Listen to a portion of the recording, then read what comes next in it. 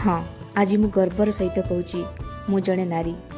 यह केवल मोर परिचय नुहे, कहीं आमर गर्व और सम्मानर विषय।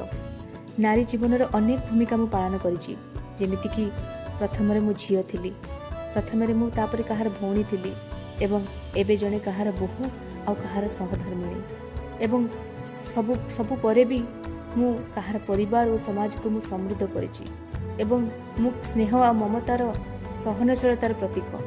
मते सबु काम जना, मते को काम कष्ट नुहे, कहीं मु शक्ति मु साहस आ मु प्रेरणा मध्य। तेणु कौन सी नारी समाज दुर्बला कि अवहेला नुहंती। नारी हेउछंती प्रेम, धैर्य और शक्तिर अभूत समन्वय।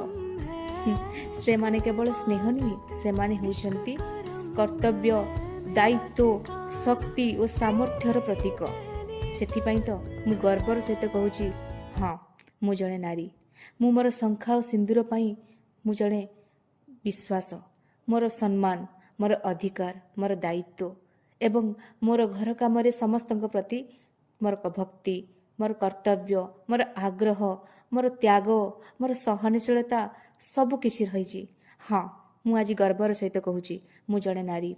वर्किंग प्लेस रे मु काम तो करुची, ता सहित घर काम भी करुची। हाँ मु नारी, कहीं मु गर्वर सहित कहूँ मु जड़े नारी।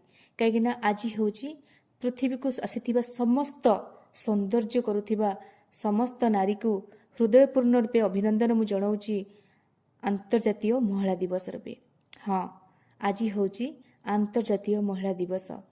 तेणु नारी हेउचंती प्रेम और धैर्यर शक्तिर अभूत। आउ तांको केवल गोटे जिनस दरकार, ताहा होची भल पाइबा और सम्मान।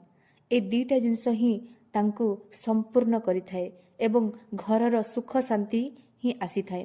तेणु प्रत्येक नारी को आज आमे चेष्टा करिबा सम्मान देबा पाई, कहीं ए सौंदर्य समाज को केवल नारी ही गढ़ी तोलिचंती।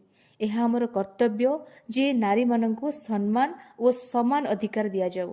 कहीं सेथिपाई तो मु भी निजे गर्व करे मु ही जड़े नारी।